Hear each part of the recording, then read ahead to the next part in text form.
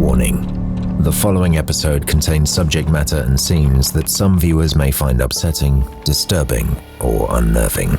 Please note, viewer discretion is advised at all times. Sit back and enjoy.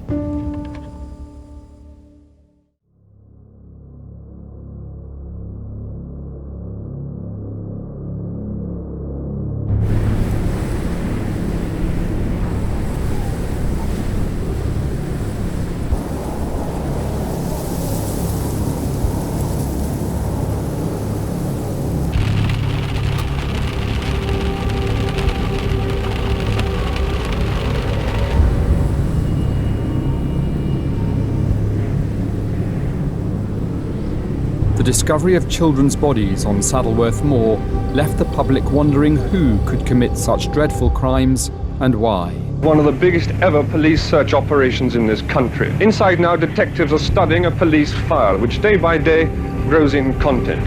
And it's collecting evidence which might confirm the killings of young children up on the Pennine Moors about 7 or 8 miles from here.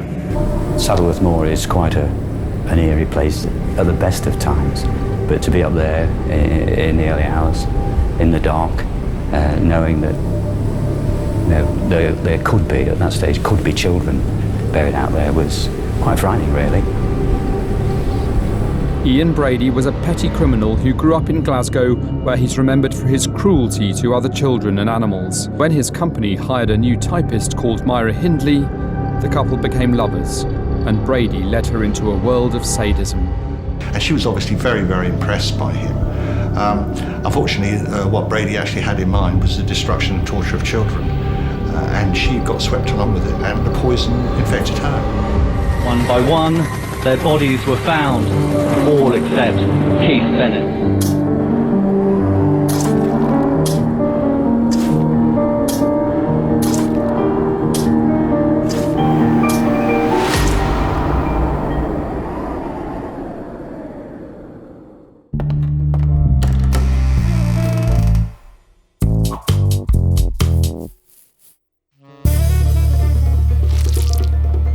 Hello and welcome back to another I Could Murder a Podcast, episode number 11. I'm Tom Norris and I'm joined by Ben Carter. Good to be here, Tom. The penultimate episode of the series, and what an episode to be penultimate. Yeah, we picked a very big case for this one. It's been requested by a lot of people in the comments, and you know, when we did the votes before, this case was mentioned a fair few times. It's our first couple we've ever covered.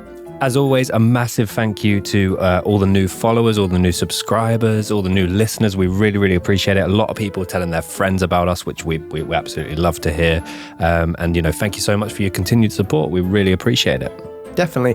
Ben, I've seen a few comments popping up from people saying, you guys aren't funny, shut up, just tell us about the case, which is fine. Everyone can have their own opinion on that. This is the way we deliver our podcast. We like to have a little bit of levity with it, just to kind of ease the, well, you know, break up the mood slightly, make it a bit more digestible. Exactly. And you know, there's at least 65,000 other true crime podcasts who just tell you the facts. And obviously our banter maybe isn't to everyone's taste, and that's absolutely fine. But you know, we make a very big point of not laughing at the subject matter in hand. We might poke a little bit fun at the villain of the case. But I thought you were going to point at me then. And that's very much been the style of our podcast from the very beginning, and it's going to be our style going forward. Yeah, we're coming up to almost a 1-year-old now, so we're still a baby. We're growing. We really appreciate all the love and all the lovely feedback as well. People that have got our back, we appreciate you. And on that note, if you've seen all there is to be seen, or listened to all there is to be listened, why not consider hitting us up on our Patreon page? Yes, over there now we've got over 20 episodes which you haven't seen.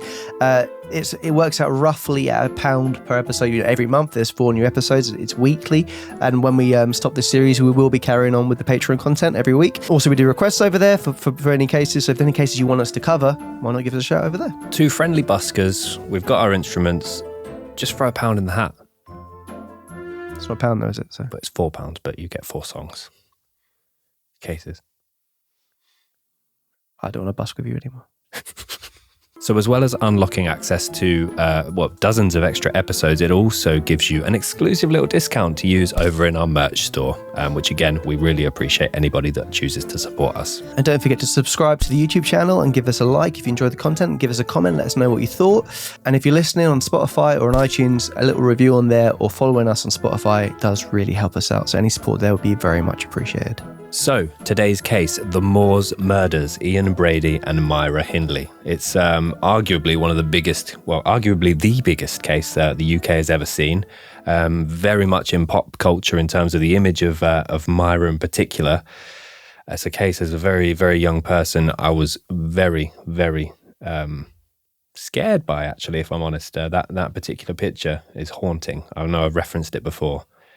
It still scares me now. Yeah, I think the thing about that for me, the Moors murders, you think of just the kind of, even it being in the name, the location of where, the crimes took place and the bodies were, there's such a spooky and haunting kind of a look and feel to it. And as you said, the kind of mugshots would be very synonymous with this case, and you do kind of, it immediately strikes an image within your head. Even with films, animation for the case, we very much wanted to use that location. We it's the kind of things that we associate immediately with the case. It's just that kind of setting. For me, Tom, this is a real case of the potential dangerous depths some people can fall when they're infatuated by someone, and potentially someone that can then manipulate or control another person. But it's been argued in many different podcasts and other documentaries that Ian was the leader, Myra was the leader. We're going to kind of go through all of that and kind of paint both sides of the story there, because they will later go on to try and kind of blame one another for their influence on the case. But it's a really interesting story and two very different people. Yeah, and we're going to go into, it's going to be slightly different because there is two people. We're going to go through the kind of family and childhoods of each Ian and Myra individually and get to the point where their paths do cross. And like Ben said, it's kind of, this case is very much how two people can influence one another's lives and, where they end up. Okay, so Myra Hindley was born on the 23rd of July, 1942, and she was essentially raised in a working class area of Manchester called Gorton. So Hindley's parents, Nellie and Bob Hindley, raised Myra in a not ideal household to raise a family. It was a very small working class household. They actually had, her bed was this little single bed in the same room as her parents' double bed, very small indeed. Bob he's an alcoholic. He would regularly take out his anger on Myra when she was growing up. So it's a very difficult household for her to grow up in. Yeah, absolutely. And I think he was actually away for the first 3 years of her life because he was fighting in the Second World War, where he served as a parachute regiment in the North Africa campaign. In the army, he was known as a very hard man, and he was, known, people were known not to mess with him. And he very much wanted to kind of give Hindley these attributes as well. So he taught her from a young age how to fight. And one time, even Hindley came back home from school, scratches on her face from a fight she had with a boy there, which actually drew blood. And, you imagine a father would, comfort their daughter who's in tears, but he ordered her to go back there and to punish the lad. He actually said to her, if you don't go back there, he was going to lever her. Yeah. So Hindley, frightened by that, went over to the boy, punched him, knocked him to the floor. And she actually wrote later on in her life, at 8 years old, I'd scored my first victory. That's how she put it. So she's grown up in a household where violence has very much been rewarded. But also it's something she fears because, her father's taken out her anger on her a lot.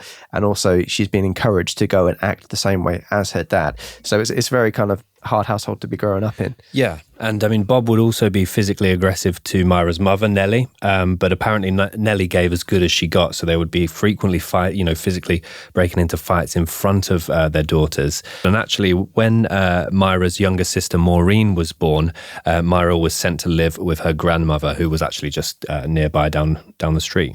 Yeah. So, I mean, I think possibly for Myra, that was actually a bit of a safe haven for her, moving away from that household. Obviously, they still very much were a big part of her life. It wasn't a nice place to be. It wasn't a nice place to grow up. And another notable event during, she had a fairly standard upbringing outside of that. She was fairly, average at school. However, as Myra went into her teen years, one of her closest friends, who was a 13-year-old local boy named Michael Higgins, he actually invited Hindley to go swimming with her at the local disused reservoir. Hindley, instead at the time, opted to go elsewhere with another friend, and she would later learn that Michael drowned that day, and that would be an event that stayed with her for many, many years. She would always blame herself. Yeah, because Hindley was a very strong swimmer, and she believed that, if she was there, she would actually be able to do something to prevent his death. So she blamed herself for not going with him and not looking after him. And, that's her first real experience of death. Obviously, someone at a very young age, a very close friend, like Ben said, it had a long-lasting effect on her. Myra's first job was a junior clerk at a local electrical engineering firm, and she basically did a little bit of everything in that role. She was making teas, she was running errands, and to speak for how popular she was at this place, her first wage packet she actually lost, and the girls at this firm all grouped together to basically contribute to repackaging her wages. So she was a very popular girl, really well liked in the village. And also then at the age of 17, she got engaged to a man named Ronnie Sinclair. However, she would later call that engagement off because she felt that he was essentially not worthy for her. He's immature and unable to provide the life she wanted, is what she said, which, you just wonder how differently her life would have turned out if she did actually go on to marry him. And what is the life that she wanted? This kind of thing that sticks with me there. So he was a labourer, kind of a, day-to-day in the factory, grafter, but it wasn't enough for her apparently. So following on from her father's influence, she would still keep, she wanted to be strong, she wanted to be able to stick up for herself and look after herself, and she would actually do weekly judo lessons. I can't really imagine, looking at the mugshot, you can't really imagine her doing judo, just seems very jarring. But not many people wanted to practice with her, as she was often slow to release her grip, which is quite a haunting little line there. So yeah, I think, just from looking at this, obviously this is pre-meeting Ian. She's got a bit of a violent streak in her, because like you said, the judo, she kind of goes over the top a lot of times. She's able to look after herself, she's able to fend for herself. She's quite feisty, but there's no real, she's not committing any crime. She's not, no massive warning signs at the moment. Exactly, raised in an environment where there's lots of physical aggression, but apart from that, she's got herself a job. She's popular. Apparently, a lot of local guys the quote from her friend is that all the fellas loved her. She's been engaged as well at one point, but called that off. So, she's doing all right. So now we'll go on to the childhood of Ian Brady. So Ian Brady was born on the 2nd of January 1938 in Gorbals, which is an area in Glasgow, Scotland. And he was actually named Ian Duncan Stewart when he was born. His mum was called Margaret Peggy Stewart, so she was known as Peggy, and she was a single waitress who worked in a tea room. Brady never knew who his father was. His mum never actually properly identified who he was. She said that he was a reporter who worked for the Glasgow newspaper, and apparently he died 3 months after Brady was born. So with that, I actually think with Peggy, I think she might have been protecting Brady there a little bit. I mean, if he was a newspaper reporter who worked for the local newspaper, and he died 3 months afterwards, I think he could have quite easily found out who that was or whatever. But yeah. I'm not sure if she wanted to maybe hide who the real father was. Maybe it was someone who wasn't a great character, a great role model for him. Yeah, and throughout Ian's early years, Peggy received very little support. She was trying to make ends meet, obviously as a single mother, and she really struggled with that. So eventually made the tough decision to give Ian up to Mary and John Sloan, who were a local couple with 4 children of their own. So Ian would then go on to take their family name and become known as Ian Sloan, though his mother, Peggy, would continue to visit him for much of his child life. So she, wherever possible, she would pop over and see young Ian. Brady would show troubling signs of dysfunctional behaviour. He would throw violent tantrums if he didn't get his own way, which often ended with him smashing his head against a wall. So he apparently in the family dynamic with the Sloans, he didn't join in a lot. He wasn't very sociable with the other children. He kind of kept himself to himself. I think he very much felt, even though he didn't know, because he was brought to their care when he was 4 months, he didn't know that they weren't his family at that time. He seemed to be very kind of disconnected with the kind of family dynamic. So multiple sources have also stated that as a young boy, Brady would often abuse animals.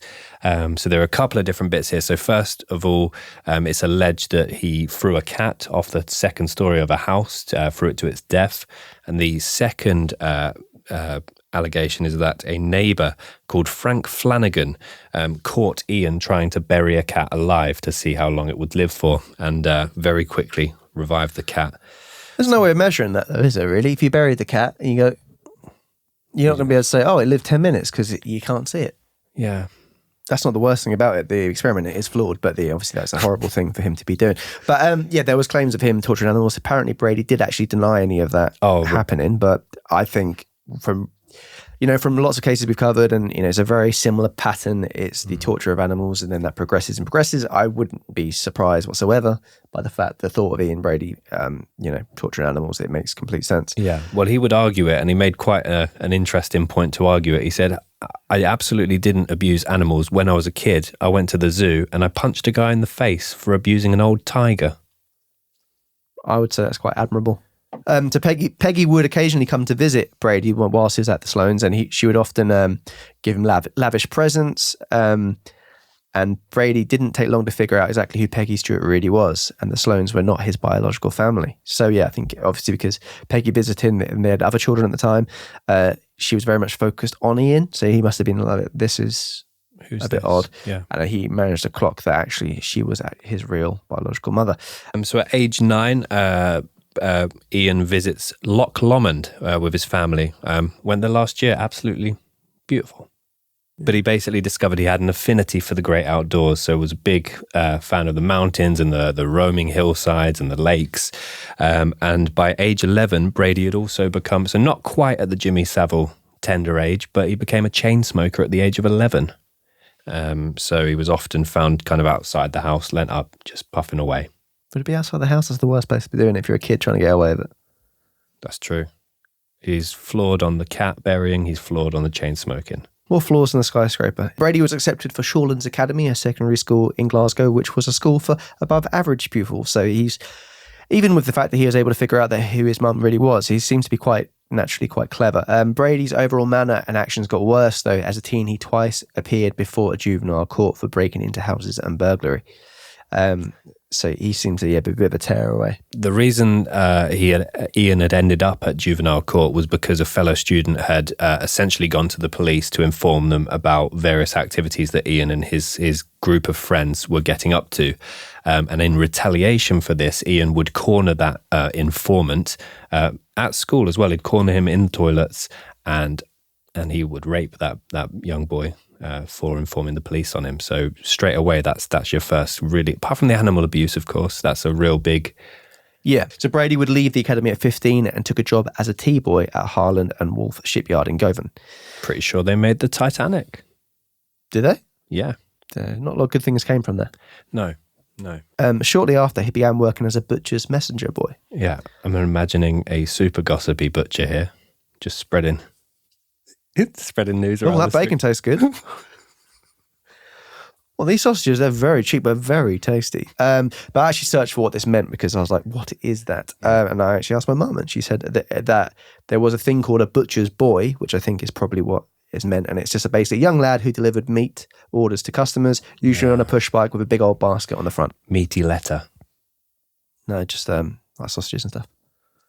So Brady did have a sweetheart during his school years, Evelyn Grant, but their relationship would quickly dissolve when Brady threatened her with a flick knife after she visited a dance with another school boy. Yeah, so that's immediately, obviously, Brady, he's actually displaying a lot of red flags here. Obviously, he's raped, he's got a knife, he's not shy to any kind of violent acts here. That's the interesting thing about him, because that's all on him.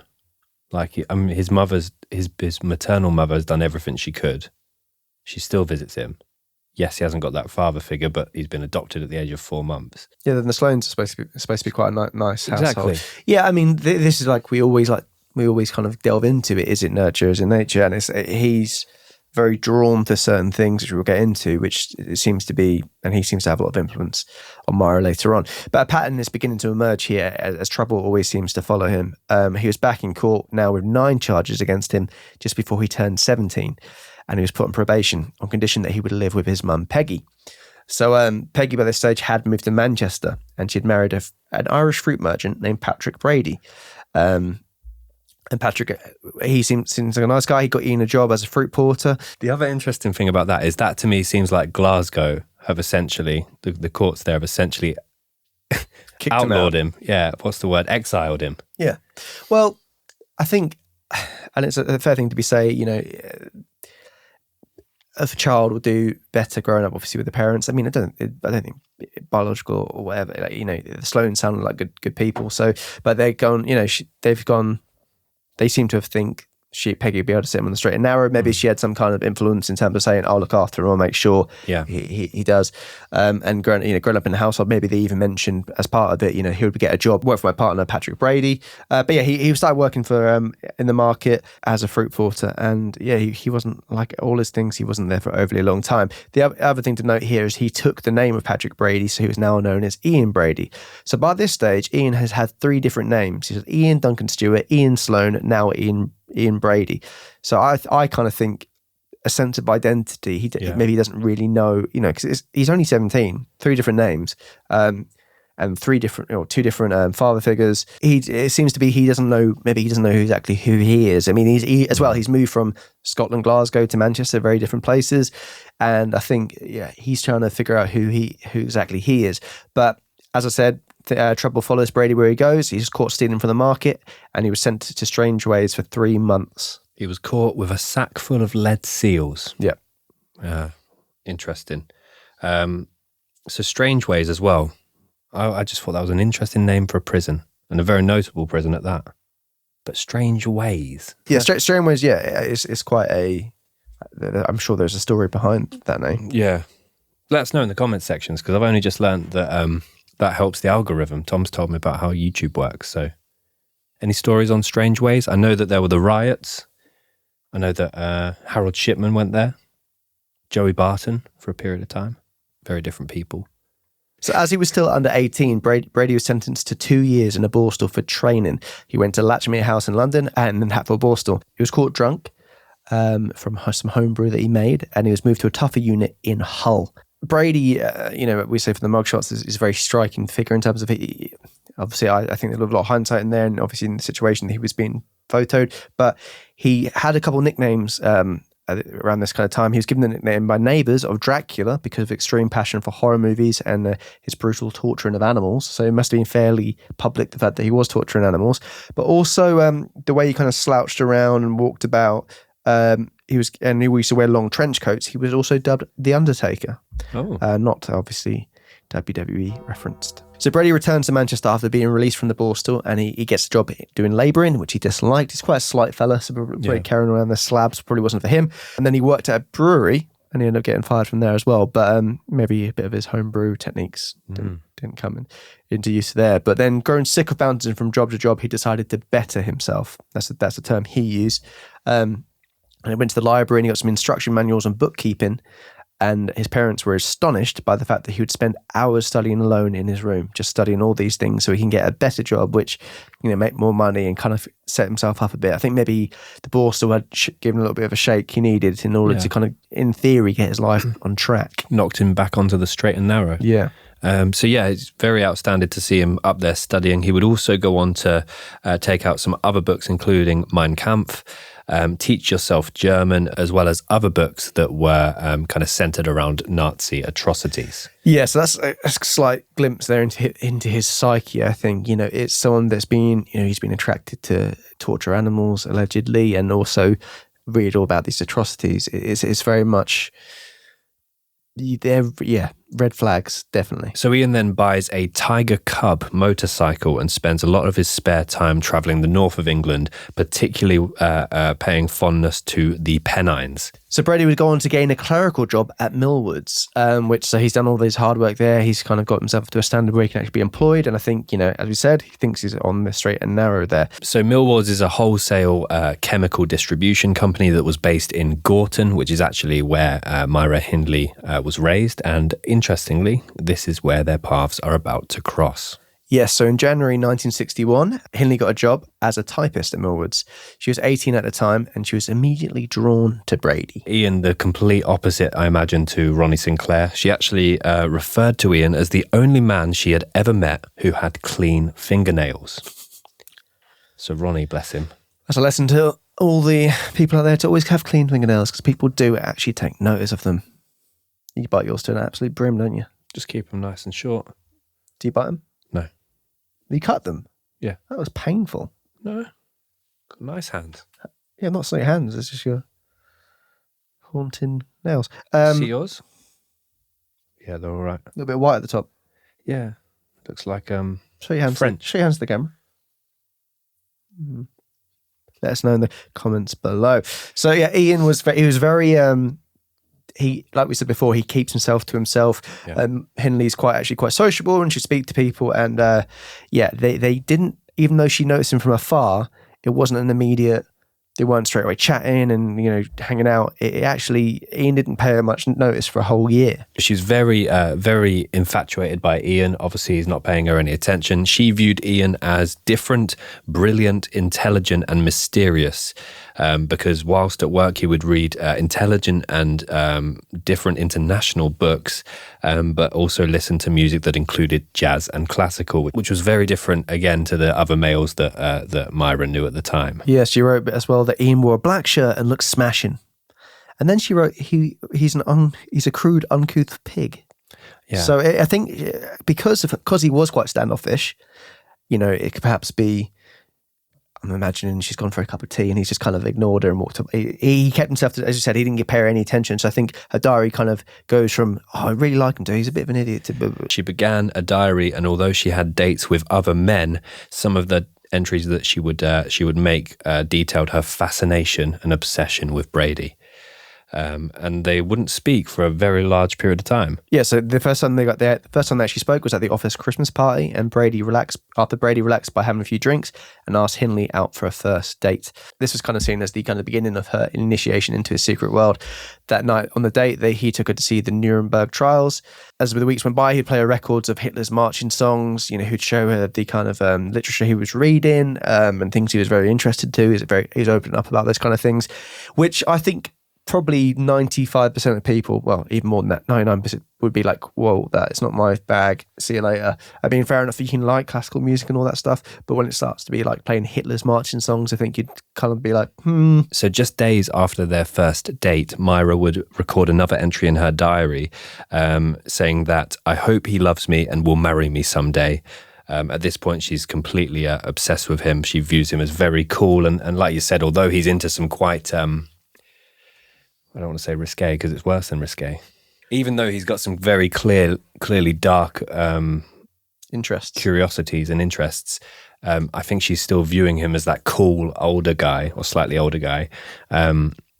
And again, that's kind of clouded in her infatuation for him. Definitely, yeah. And the dates would often, include the same routine, which would go to the cinema, watch an X-rated film, then back to Hindley's house to drink German wine. So during this time, people would see a big change in Hindley's appearance, as well as the character under the influence of Brady. As we said before, Hindley was known as being very chatty and very, she's popular within her workplaces, but now she was starting to become very withdrawn and kind of keeps herself to herself and talks to Ian. Like their lunch breaks would just be those two hanging out, reading Nazi literature to one another and also discussing those kind of things, but not really speaking to other people where they worked. Hindley stopped going to church. She was a Catholic, and she began hating children, which apparently was down to Brady's influence. Which is really weird. When people are young and they fall head over heels for someone, quite often they can then completely, as you say, she completely withdrew herself from work, social life, friends, and that does happen. But then he's also incorporating or kind of forcing his own ideologies onto her as well. And I just think he's completely got her in the palm of his hand at this point. Well, I think it's like, she was very much infatuated by him and she wanted to please him. So kind of, during this time, she'd dye her hair blonde, which is, the famous images of her. She'd make herself look as Aryan as possible. She'd start wearing short skirts and leather jackets, and she'd also wear crimson lipstick. And this is kind of was done in order to, appease him. She knew what he liked from all the conversations they had together. And as I said, they would read together on the lunch breaks about Nazi atrocities to one another, which is, you think of, the couple reading the literature they love to one another is quite a cute image, but then they're reading about such horrible things. And Hindley's character is just completely changing at this stage. One interesting aspect to come out of this is that during kind of the early stages of their relationship, Myra did write to one of her friends expressing concern at some aspects of Brady's character. So basically, she wrote a letter. She mentioned a particular incident where she had been drugged by Ian and also then subsequently raped. However, she would also write in the same paragraph her obsession of the guy, and she would actually later reach out to the friend and encourage her to destroy the letter. Yeah, so there's signs there that Hindley is starting to see some things in Ian, which, and obviously all things we've mentioned already should be kind of red flags for her, but she's obviously, she's complicit with a lot of his other thinking and feelings about things. The couple actually began, they would regularly go watch X-rated films to one another. They decided to try and break into the amateur business themselves by selling photos. So this would be photographs of them performing odd sexual antics with one another. But this was very short-lived, and they didn't manage to break that market. So we'll go on to this later on, that there's lots of photographs of them together. There's certain photographs that will come back to bite them, which we'll get to later. In a later 30,000 word plea for parole, Hindley would recount the first few months of their relationship, and an interesting quote from her is, "Within months, Brady had convinced me that there was no God at all. He could have told me that the earth was flat, the moon was made of green cheese, and the sun rose in the west. I would have believed him. Such was his power of persuasion." So she's completely spellbound by the guy at this point. Yeah, I mean, there's a back and forth between them in prison, and there's very much point scoring that goes on whilst they're in there. So we'll definitely need to get onto that and how it kind of, their relationship really didn't end whilst they were behind bars. Yeah, absolutely. So Brady then kind of reveals plans to, first of all, they want to rob a bank together. Then he starts to reveal darker secrets, which are to commit the perfect murder. Yeah. Which we're going to get to now as we go into our timeline. I think they've romanticising the idea of Bonnie and Clyde, kind of that kind of, couple on the run, those two against the world. And I think, Ian's very much got us spellbound. But now it's, time to get into the timeline. So at the start of our timeline, Ian is 25 and Myra is 21. So initially, as we said, Ian had kind of tested Myra to see how she would react when he talked about potentially robbing banks. They subsequently, Myra rented a van. He would then test her further by talking about committing the perfect murder. And essentially their plan is that Myra will drive the streets of Gorton in her van, her rented van, during the night, with Ian following behind on his motorbike. Ian would then flash the lights of his bike to the van when they found a suitable victim, and Myra would subsequently stop and try and offer or coax that individual into their van. So on the 12th of July, 1963, Myra Hindley drives past 8-year-old Marie Ruck, who was actually a neighbour of Myra's at the time, and she continues to drive past him. And later on, Ian would be absolutely furious about this. The pair would get into a bit of an argument, and Myra would claim, "I didn't take this one because she's my neighbour and she knows me." They then drive further and encounter a 16-year-old girl, Pauline Reade, who had attended school with Myra's younger sister, Maureen, and also been in a short relationship with David Smith, a local boy with 3 criminal convictions for minor crimes. So Myra gets Pauline into the van with the promise of driving her to a disco she was walking to. Despite also knowing her, and again, the risk of being recognised here for Myra is still huge. She's a friend of her little sister's. So Pauline gets in the van, and Myra then changes her story completely to request her to head to Saddleworth Moors to help her find a very expensive glove. So Hindley takes Pauline to Saddleworth Moor in the van with Brady following. They arrive at the moor, and shortly afterwards, Ian arrives on his motorbike. So as well, just a bit of context there. Pauline was going to meet a couple of friends who were waiting for her around the corner, and their friends went a different way to the way they normally go, and they're waiting at a bus stop waiting for her to appear, and she never did appear. Myra assures Pauline that Ian is her boyfriend, and he is there to help find the glove. Ian takes Pauline into the darkness for 30 minutes, wherein she was sexually assaulted and then killed. Myra does nothing but wait. Ian comes back to get a shovel. Myra finds Pauline's lifeless body with her throat cut. They buried the body and put Ian's bike into the back of the van and drove home. Yeah, so it's important to note here there are different stories about this particular first murder. So some allege that Myra had a lot more involvement than that, to the point where she actually physically abused and raped Pauline. One saying that Myra was actually heavily involved during both the physical attacks and the rape itself, including forcibly undressing Pauline, during which it is also alleged that she ripped a necklace from Pauline and said, "You won't be needing this where you're going," which prompted Ian to slap Myra, saying that at this stage they hadn't decided they were going to kill her or not. And again, that's kind of a conflicting report. So on the way home, After they'd buried her, they do drive past Pauline's mother and brother, who were both out looking for the 16-year-old, and they claim to have not seen her. Previously mentioned David Smith, who was an ex-partner of Pauline, was questioned several times regarding Pauline's disappearance, but could never be convicted. So with that, as you said, conflicting information-wise, obviously the only two people that know exactly what happened is Ian and is Myra. And when they're both in prison and they're giving their accounts, trying to, they pass the buck a lot. So I think there's a lot of conflicting information because we are just hearing it from them rather than the evidence itself. Obviously the evidence in terms of a slit throat and sexual abuse is evident, but in regards to who did what exactly, the way the bodies were left and how long they were left there for is only going back on what they've actually given as their account. So it's very hard to say exactly what happened because it completely depends on who you believe. Yeah, and Saddleworth Moor itself is kind of, in the hindsight of this case, is a spooky place during the daytime, but imagine arriving there at night and going into the darkness to look for this expensive glove. Yeah. The whole situation for Pauline must have just been absolutely terrifying. Yeah, definitely. So the 23rd of November, the day after the assassination of JFK, Ian wanted to use this big breaking news, basically to fly under the radar. 12-year-old John Kilbride was working in the market to earn some extra money, and Myra approached the boy and asked for help to move some boxes in their car. John was a very helpful boy. He would help anyone.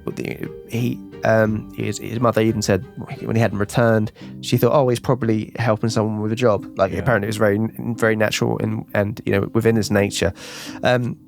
This time again is at a time where stranger danger doesn't exist. And in fact, John's mother would later state that she had taught him to be very wary of men he didn't know, but never women. So the weird part about this, the uncomfortable part of this as well, is also it's a 21-year-old woman trying to get the help of a 12-year-old boy. So I couldn't help but think as well, if Myra's trying to kind of manipulate him here, or even potentially try and seduce him to get him in the car as well.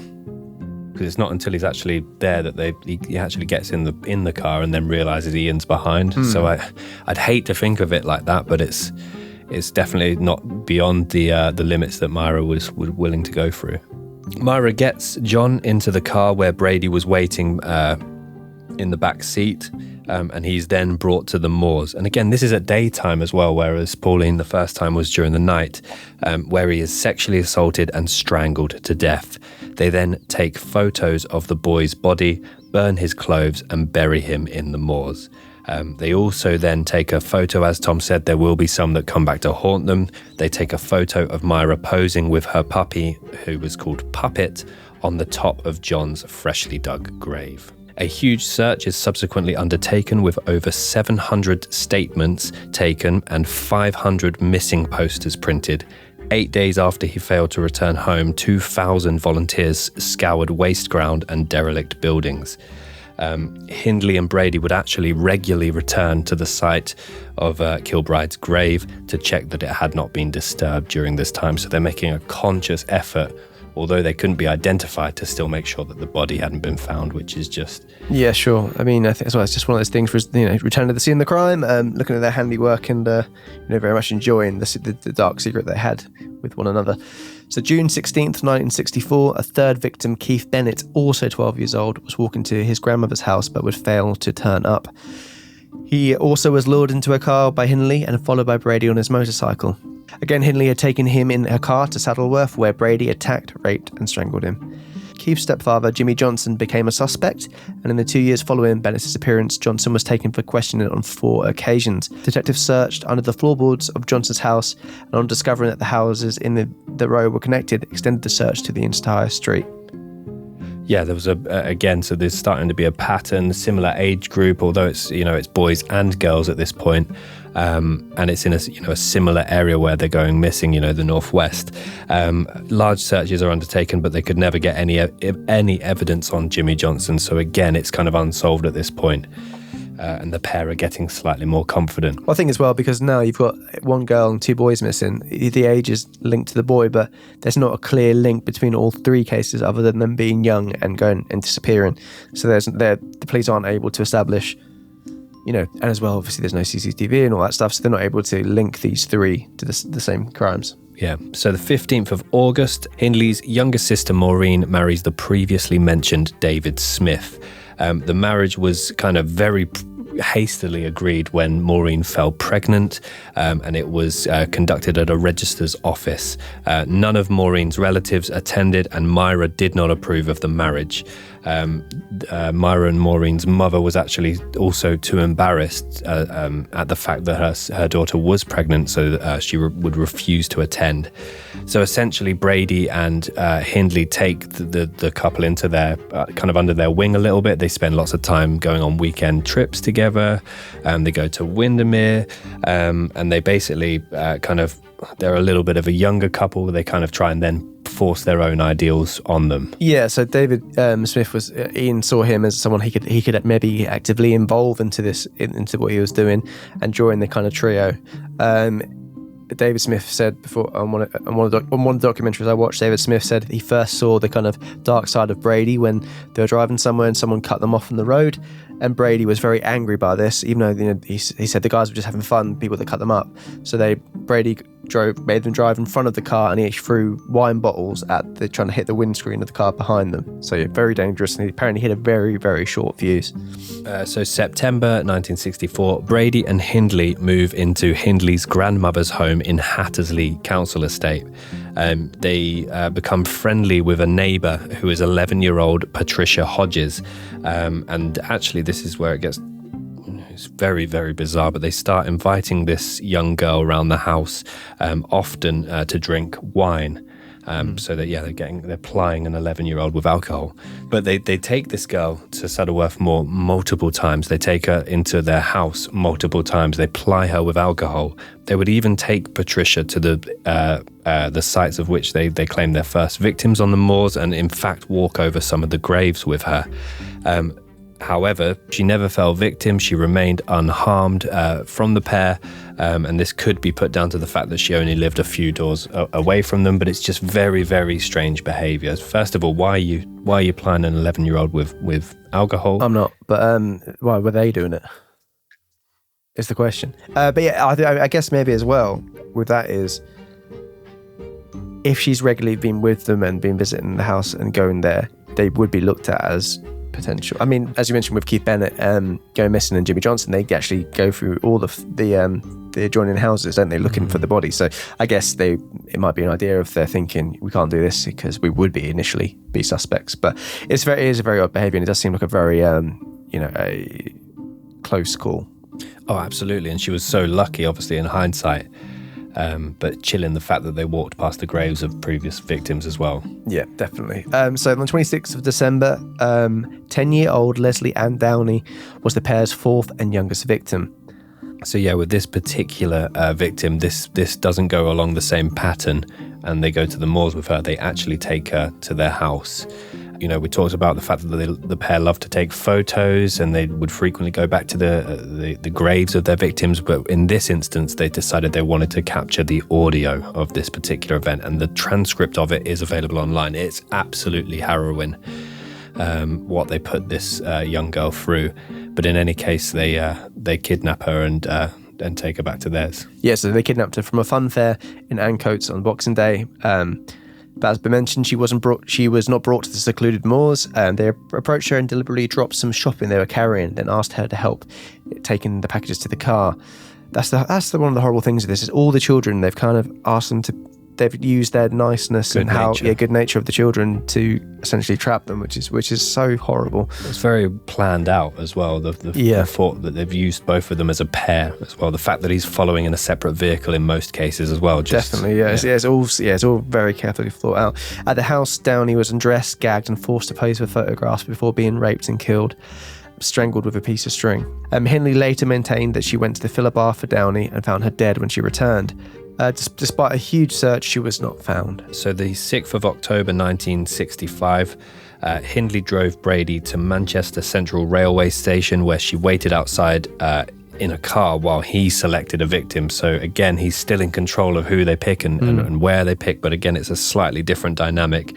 And after a few minutes, Brady returns with 17-year-old Edward Evans, who essentially Brady had convinced to come to their house for a party, introduces Hindley to him as his sister, and they then head back to their house on Wardlebrook Avenue. So the household where Edward was brought back to, this is where Myra and Ian were living, but it was also Myra Hindley's grandma's house, and she was actually at the house at the time, which is makes this all the more haunting. Brady had also made the rather bold decision. This is where he wanted to try and add and properly get David Smith as part of this kind of murder club, if you want to dub it that. So basically, Ian thought that he had already got David kind of in the mindset of himself, and it had been found in David's diary that he had written things like, rape isn't a crime, it's a state of mind, murder is a hobby and a supreme pleasure. So it's been reported later on that people think he was just a very impressionable person who was trying to impress Brady, but Brady thought this was the time when he could really kind of get him as part of this group. So Brady actually offered a practical demonstration to David, and he did this by striking Edward 14 times with a hatchet before finishing the job by strangling him.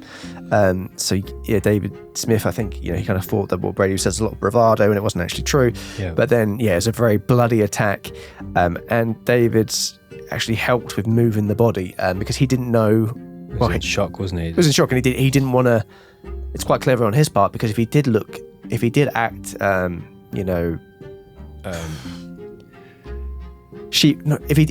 act shocked, or if he did act as if he was a bit jumpy, they could easily thought that he witnessed the crime, and he would go report it. So he thought, what I have to do is I have to play along. And he actually recalls how Myra was so blasé about the whole thing, just picking up skull fragments from the floor and putting them in a bag. So David helped move the body upstairs. And as I said, Hindley's grandma was just in the bedroom upstairs, and she hadn't heard a thing, which is absolutely crazy. Yeah, it is crazy. And during the attack, apparently Brady even joked about the look on David Smith's face when he did it. So yeah, it's a very, very bizarre scene. But David would go, eventually in the early hours, get home to Maureen, his wife, Hindley's sister, and he explained what happened. And they said we need to tell the police. So they immediately the next morning made a call to the police. He explained how he kind of helped them move the body in order just to kind of protect himself. But they moved it using a baby's pram, which was just hideous. Yeah, so it's David Smith was the one to actually report them to the police. David goes home to his wife. He arrives at 3 a.m. in the morning and asks Maureen to make him a cup of tea. So she's awake at this time, which he tries to drink before vomiting and eventually opening up about everything that had happened that night. As Tom said, they then make the plan to go to the police and report their brother-in-law and sister to the police. At 6:10 a.m., having waited for daylight and armed himself with a screwdriver and bread knife in case Brady was trying to intercept him, which is that speaks volumes for the fear he had for Brady, Smith calls police from a phone box on the estate, and he was picked up by a police car from the phone box and taken to Hyde police station, where he basically then told officers what he had seen that night. And based on the police, obtaining this information, they make a plan, a very interesting plan to then approach Brady and Hindley. So the police came up with quite an elaborate idea in order not to spook Hindley or Brady, and kind of enter the home in a calm way where they could keep them under control. And this idea was for them to wear bread deliveryman's overalls over the top of the uniform when they went to the door. It's actually audio of Hindley recounting what happened. And the next morning, there was a knock on the back door, and I opened the door.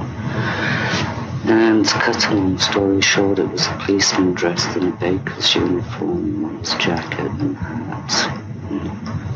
It had sunburst on the pocket. And the first thing I said was, "You've got the wrong house. We have mothers of pride."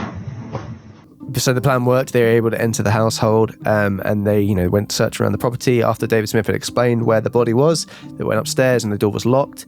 After a little bit of conversation, Brady said to Hindley, give them the key, and when they went in there, went in there and discovered the body. Yeah, so initially Myra had tried to convince the undercover police that there was no one else in the house, and she quickly backs down to that when they identify themselves. As they make the arrest, Brady is said to have said, "Eddie and I had a row and the situation got out of hand." So he's just trying to paint it as kind of a bit of a scrap that turned violent. Yeah, it turned 14 hits of an axe. So it's a little bit more than a row. But this is the stage where Brady has been taken away. They would also 4 days later go searching around the property and as well as the car, and they found actually in one of Hindley's notebooks there was a murder plan written in there. So they also were then to take Hindley into custody as well. So whilst conducting the search of the house, they also find 2 suitcases full of photographs the pair had taken, as well as audio recordings the pair had made, which then armed the police with plenty of questions to go to Brady and Hindley with, of course, separately.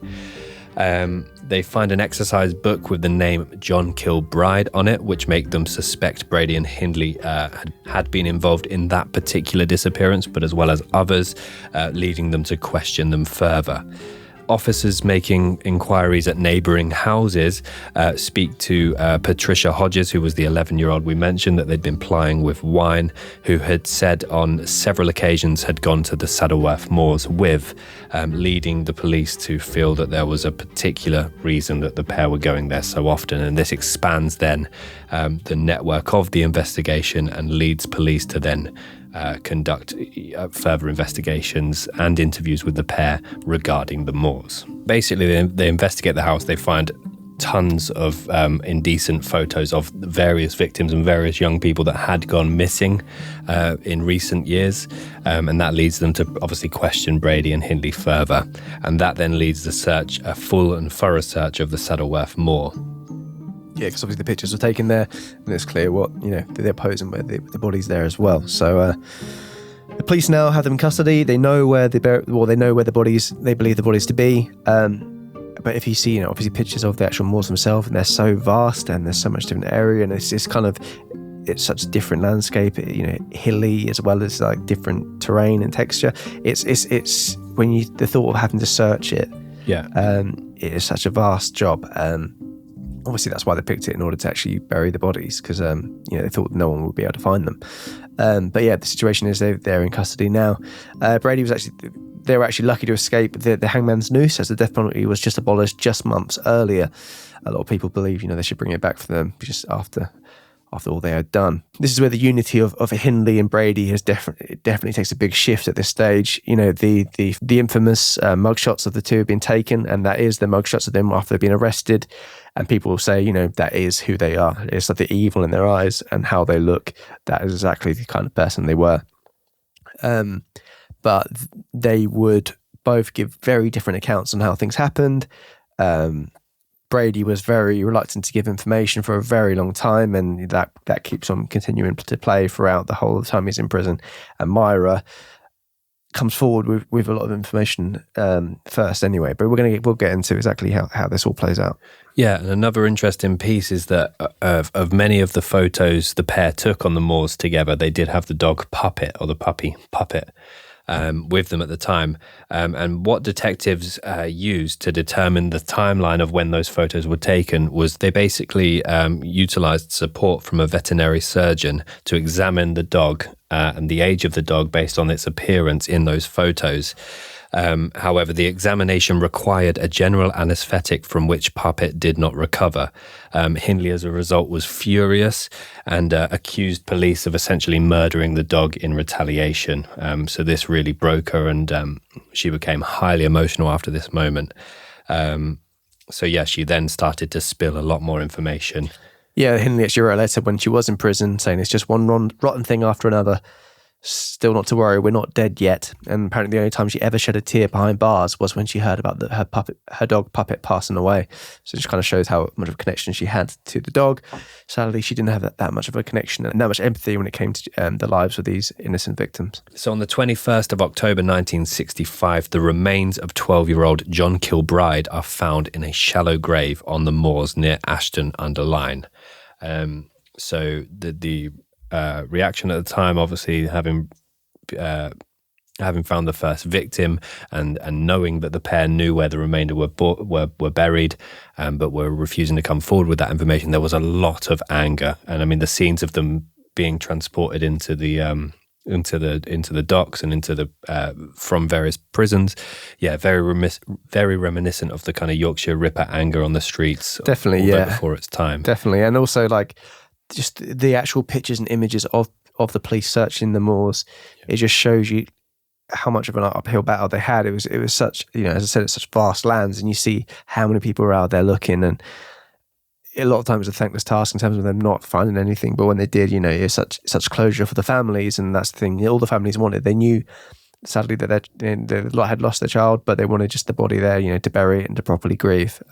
It's just very sad, and it's all to do with Ian. It's all to do with power and control, and he knows where the bodies are, and Hindley knows where the bodies are. They can control the situation. They've got no control in terms of what they can do with themselves. Obviously, they've been locked away, but they, this is their last final bit. They can have this power. So on the 21st of April 1966, the trials of Ian Brady and Myra Hindley began. Still a teenager, David Smith was provided as a key witness to the case, giving evidence during the 14-day hearing. So obviously he's witnessed the final murder. He's spent a lot of time with the couple. He's witnessed, various character traits of Brady, and he is critical to the eventual conviction. And they were both convicted the following month and sentenced to life in prison. Brady was convicted of the murders of Lesley Ann, John and Edward, while Hindley was found guilty of 2 of the murders, Evans and Downey. She would also go on to receive another sentence for being an accessory to the killing of John Kilbride. So at the trial, they actually played the tape of Downey to Lesley Ann Downey to the jury, which was an all male jury. They played all the 16 minutes of the tape recording. The tape was played at full volume, and you could hear in the background Little Drummer Boy being played because it was Boxing Day. It was at Christmas time. It's all very eerie. You'd hear Downey shouting, "Don't undress me, will you?" And "I want to see my mummy," which is absolutely heartbreaking. Yeah. But and this would lead seasoned policemen where they're in the trial and they're crying, hearing all this noises, and you could actually hear the moment that they actually killed her as well, which is very hard to take. Yeah, I think in the build up to that as well, she was referring to Ian and Myra as mummy and daddy as well to try just to show a sign of the age gap there. But the full transcript is online. It's this hideous read. Yeah, apparently as well with the tape, you hear a lot of Hindley in it as well. So the argument of Brady being the leader, it could be argued from that tape itself that Hindley was very much very involved in all of this as well. Yeah, she was trying to coax her along, trying to provide reassurance, telling her to do this and do that, and it's grim and it's disgusting. But yeah, she was she has a lot more dialogue in that transcript than any of the other people that were there, which is quite chilling. So Brady was moved to the high-security Ashworth Psychiatric Hospital in Merseyside after being declared criminally insane. Searches of the moors would continue during this time for the next 20 years without yielding any results.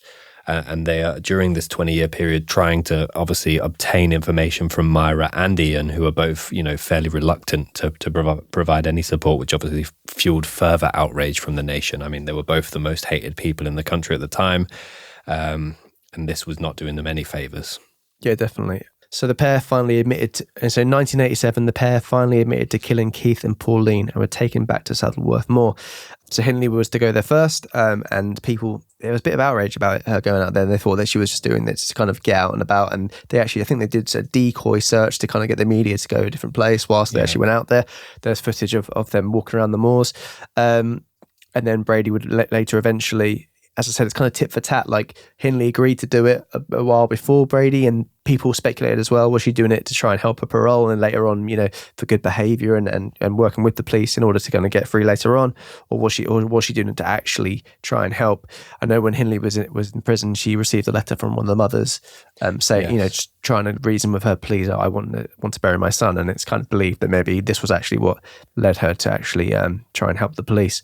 So after these searches, only Pauline's body was found, and Keith's remains have never been discovered.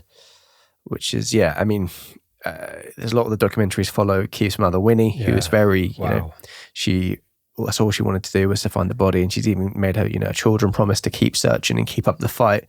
And there's images of a picture of Keith attached to one of the fence posts near the moors, and it's just it's a very somber and heartbreaking image to see. So in September of 1999, Ian Brady goes on hunger strike after complaining about being moved to a more secure room, and he essentially, for the remainder of his life, will be tube fed from that point onwards. He makes his first court appearance the following year to try and win the right to die. So for large periods of the time, he's requesting to go from a secure hospital into an actual kind of mainstream prison setting, so that he then can starve himself to death. And obviously, it's been speculated though with that he would often just eat his food, and it felt as if that's one thing as well he could control. So he was trying to gain a bit of weight and favour there, but he would often be seen eating his meals, and it's all very odd as well. When he was in prison, he actually wrote a book titled The Gates of Janus, Serial Killing and Its Analysis. So this is a 300-page book, and originally it was not being allowed to be sold, but it actually is on Amazon now. But apparently he doesn't really pick apart what he had done. He's talking about the general psyche of other people. He talks about Peter Sutcliffe, and he talks about the human urge towards violence. And the reviews were very mixed. I looked at the reviews on Amazon just to kind of see the vibe people were getting from it. A lot of people said it was boring. Or so he didn't talk about himself enough. I think people were thinking, you could get that and then get a real window into his line of thinking. I'm sure you could get that from what he's writing, but that he's not discussing exactly what he had done. But one of the reviewers who was saying, he's let a lot of things slip there. I'm not going to tell you what there is. You have to get the book and read it yourself. So, which just feels like that might be the publisher just trying to encourage people to buy the book. But I thought it was quite. He managed to write a 300-page book and get it out there. As he said, he was very studious in other ways, and he's just him trying to pick apart exactly what it is to be a killer and why certain people do it. From the research I've done in documentaries as well, there seemed to be there's quite a lot of people who would side with Hindley and think that she was kind of the victim as well within this, and how Brady changed her and made her be this way. Whereas one of the judges who actually said about Brady, he was wicked beyond belief. A guy called David Astor, who was the editor of The Observer in 1966, was actually sympathetic to Hindley. They began to correspond in November 1985. And yes, so this is to quote what some of the stuff that Hindley said. She said, "If the road to hell is paved with good intentions, I have a very long, well-paved private road." Astor thought the reason everyone hated her so much was the public associates you with something that they are frightened of in themselves. Violence towards children is much more prevalent than people generally like to admit, which I think is... There's being angry and stuff with kids, but then there's killing children and raping children. I think that it seems to be very blind with his comments there. But there's a lot of people petitioning for her parole. But Myra herself said she was actually worse than her partner Ian was because she knew better. She said, "I was more culpable because I knew better." But as I said, it yo-yos back and forth between who is the actual person leading this. Yeah, definitely. And there was also, during the 90s, Hindley basically claimed that she only took part in the killings because Brady had drugged her and was blackmailing her with pornographic pictures he had taken of her, and had threatened also to kill her younger sister, Maureen. So again, there's kind of conjecture there. Some people believe it's a joint effort, more Ian, more Myra. Obviously, she was very, very involved in that transcript. She also then in her later years would show a lot of regret and remorse, whereas you just didn't get that with Ian. I mean, there was another quote via her solicitor in 2008. It was released. I ought to have been hanged. I deserved it. My crime was worse than Brady's because I enticed the children and they would never have entered the car without my role. I have always regarded myself as worse than Brady. Yeah, so obviously with parole hearings as well, you kind of say how you've changed, and people said, she was reformed in prison. There's pictures of her smiling, hugging a big bear in prison and things like that. But when she was questioned about the line of work she would look to do on the outside, she replied, I'd like to work with old people. I know I can't work with children, but I love children.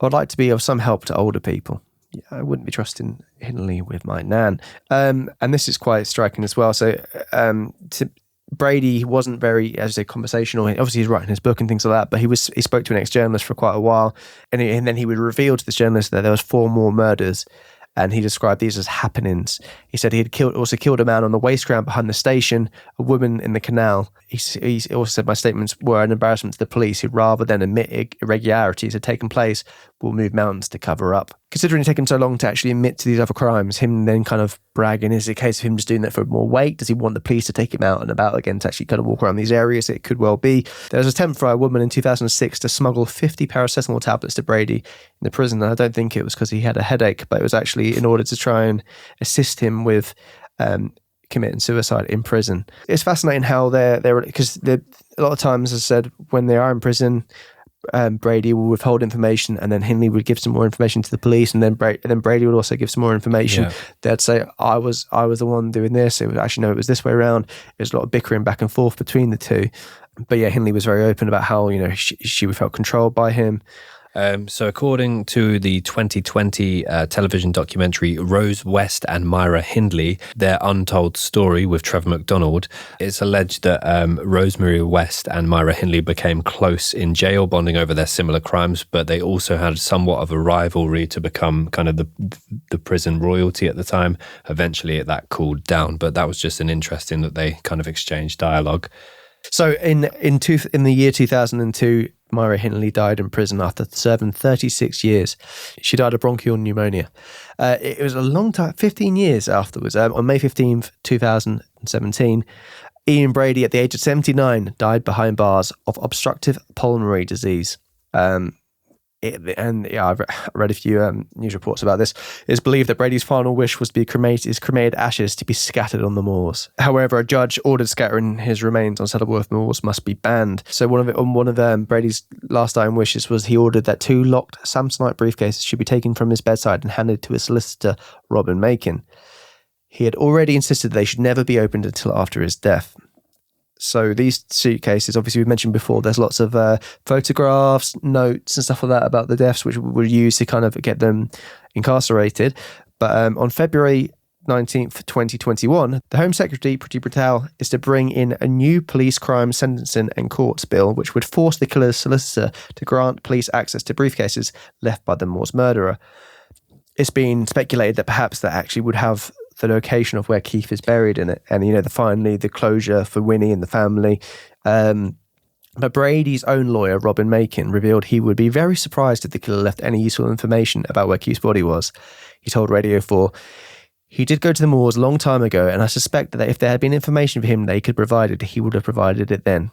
I strongly doubt that, considering how much power and how much he enjoyed all that kind of power. Yeah, it's just ridiculous. He's almost teasing the families to, despite wanting to apparently die himself and starve himself to death, he's still at the same time taking joy in making these people suffer further. Definitely, yeah. He was essentially trolling the families, wasn't he? Yeah. They knew if he died, he would die with certain information that they needed in order to, people would beg him to reveal this information, before it's too late. One family member of his victim, Lesley and Downey, tweeted as Ian Brady passed, "We as a family have had the best news ever. Brady, the devil's disciple, is dead. May you rot in hell." Yeah. Which you can completely understand. But yeah, the hunt for Keith's body is still, it's still on to a certain extent. It's not. They still, very much want to find his body, and you hope that the briefcases may contain something. The final puzzle. Brady apparently did kind of say there is some kind of clues. He has left something in the ether for people to be able to find the body, but I think it's such a sick and twisted. Yeah, we're going to do a little bit of light relief, as we like to try and do, a little bit of a levity at the end here. Lookalikes, Ben. Okay. Mine are terrible, but there you go. Well, for those joining us via audio, we do lookalikes pretty much every week when we can. I will say Tom's lookalikes last week for the John Bonet case were on point. They were fabulous. You're welcome. So if you do want to check out the visual platform, we are on YouTube. You can have a look at how we are this week. Obviously, I've prompted them to join when you're saying they're not very good for you this week, but we'll see how we get on. So, John, should we do Myra first or Ian first? Do Myra first. So, Myra, I'm going to go for, first of all, a younger Myra. Looks like a very, very young Boris Johnson. And I've got a photo, I'll pop it up. So that's the first one for Myra. She also looks like a young Barbara Windsor / Julie Goodyear from Coronation Street. And I really struggled for Myra. It's probably better than mine, to be fair. Mine, I've just put Mars Attacks. The lady, the blonde lady in Mars Attacks who gets the big head. And for Ian, mine is sticking on an alien theme. Okay. Weirdly. I really struggled with Ian. So Ian, I think, number one, I think he looks like a different person in every photo. He doesn't look like the same person ever. I also think he looks a bit like a linesman. But then I went with, he looks like he's got the facial shape in the mugshot of Kif from Futurama. Nah. Fair play. Yeah, I can completely appreciate that. Yeah, I agree. Ian was pretty tricky. I've roped in my parents for Ian. So my mum said Ian looks like the dancer from Happy Mondays, which is Bez. It's just not bad. My dad says Ian looks like a young Ken Dodd, which is actually pretty good. So we'll put them up there. I also think... What did you think, though, Ben? Yeah, to go along with what Tom said, he does look different in every photo. So in one photo I've seen, it looks like he could be part of Jedward. He could be the third member of Jedward. Jedward Ian. That's probably the worst thing you've said. He also wouldn't... Jedward Ian. He also wouldn't look out of place in an episode of the Peaky Blinders. But that's giving him too much of a compliment. And also a little bit of James Nesbitt. I'm getting a little bit of James Nesbitt in there, only a little bit. You can't just say a million people who all look very different. Oh, there you go. Well, you said it looked very different. Yeah, but that's cheating, Ben. Well, I think Ian Brady... Sorry, a little bit of James Nesbitt, that's actually quite good. Oh. You think? Yeah. Thank you, Dan. Just a little bit. I mean, he did give you 10 choices there, Dan, so you're picking one that looks good. 4. Right, so a right array of lookalikes there. Some might think cheated, but who knows. So that is the case of the Moors murders, Ian Brady and Myra Hindley. Yeah, that was a big case. It's one that we've had requested for a while. We were excited to share that with you. Another one that has been requested for a while, and a big case to bring the series to a close with is just a week away. Yes, we always like to end the series on a big case, and we are very excited to bring that to you. Thank you again for all your support, for all the listens, for the recommendations. Anytime any of you tag us in a story on Instagram or anything like this, very greatly appreciated, and we really do thank you for that. If you've enjoyed this episode, don't forget to give us a like and subscribe to the channel. Why not hit the notification bell as well? Because then you'll know when we're knocking at the door, ringing the bell. And if you just can't get enough, why not head over to our Patreon, where we've got 20 plus cases on there to get some more content. Absolutely. And Christmas might be coming up when you're watching this. We've got a merchandise store. Why do you always say Christmas is coming up? Because it's always holidays are coming, holidays are coming, holidays are coming. It's May. And if you want to support us in another way and you want a physical thing in your hands or on top of your head, why not go to our merch store and have a little peruse and maybe a little purchase? Jesus. At Could Murder a Pod for all of your social media. And for the store, it's www.icmap.store. Well, as we always say, Ben. We say this a lot. What do we say? Keep. You had no soul. Keep doing what you're doing. Unless then you're going. I say that bit. Keep. No. We say this a lot. I say this a lot. Keep doing what you're doing. Cheers. Keep doing what you're doing. Yeah. Unless it's listening to Nazi marching. And yeah. Prison brew. See you later. Bye, guys. How am I editing that one? Well, the outro. Yeah. Okay, I'll do it again. Yeah. It's so short. So as we always say. We say this all the time. Keep doing what you're doing. Unless, unless you go. You can go there, just don't do. Yeah, it is. Okay, cool. Cheers, guys.